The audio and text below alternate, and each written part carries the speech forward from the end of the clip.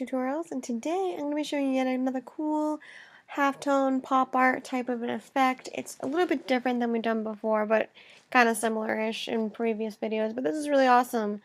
So yeah, over here I have this lovely lady over here.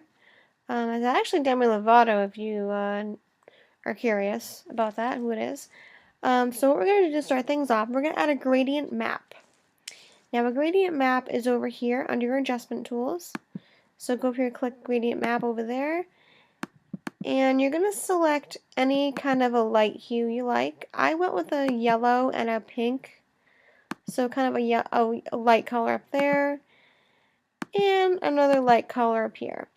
And if by the end of the tutorial you want to change up your colors, you can. I'll show you how to do that at the end.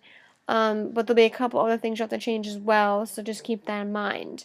So we're going to go with this for now, and then if we don't like it, we can change it. Alright, so you should have that looking like that. Now, you may have to have it, now mine says reverse only because I had the yellow first and the pink last. But if you're a cool kid, you'll actually put the pink first and the yellow last, so you have to do reverse. But if you don't, just hit reverse and you'll get that. Okay, coolness. Now for the halftone part. You could make your own halftone in Photoshop. Yeah. I've heard that before, and I've done that before. We made a video on that, I think, before. But I just wanted to make things really simple, so I went to google.com and found this really awesome, cool, like, halftone texture. I'll provide this in the description box below so you can have this, but if you want to use your own, that's cool too. Upon opening this, I went to color burn for my blend mode, and yeah, that's what it looks like. Pretty nifty. Alrighty, and a couple of more things we're going to add to this to really give it more pop art like, is we're going to go over here to our brush tool. And I have these really cool splatter brushes in my Photoshop that I downloaded. I will provide those also in the description box below because you might want these because you may not have these. But if you have some, cool, use your own. But if you don't, down below. So any of these are fine. You want to pick the two colors you've chosen for your gradient map. So we're going to start off with a pink color. And you want to splatter on brushes randomly throughout the yellow portion with the pink. And then reverse that and do the pink on the yellow and so forth. So you're going to have that when you splatter on some brushes. And then with the yellow, splatter on some brushes randomly and you'll have that. This is looking amazing. So now, I just enhanced the effect by using sharpened. I went to filter and sharpen on both my layers and sharpened the brush layers so they look a little crisp and clean and cool. So that's basically it. But to add one more effect, I went ahead and added another texture on top of this. It's like a light texture. You don't have to do that, guys. This is optional. But if you have a light texture you want to use, you want to add some light to it, you can. This I will not provide below because it's optional. So just go to google.com, type in light texture, find a texture you like, and see what works best with your photo, and add that on top if you want. If not, that's cool too. It looked fine the way it was.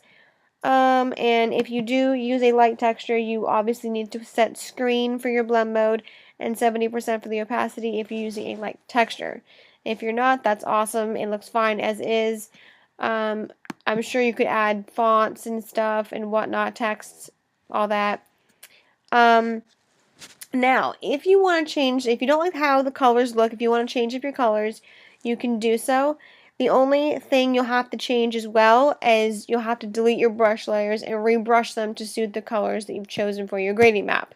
So, to do that, just go back to your gradient map, double click it, and then reselect some colors. So, let's go with a blue and we're going to go with a blue and a pink. So, let's select a blue color.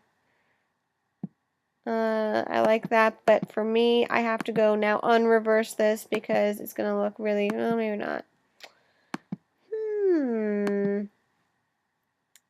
How about if we went for the purple? That looks pretty cool. So obviously I'll have to delete my layers and I'll have to apply the paintbrushes to suit those colors. But yeah, that's basically how you do it. It's very versatile.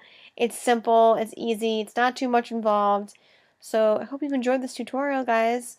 I know it's kind of weird and kind of short noticed, but yeah.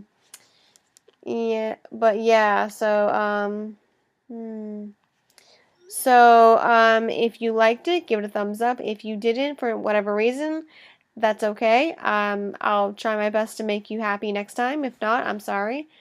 So yeah, any suggestions, comments, concerns, whatever is below in the comment section.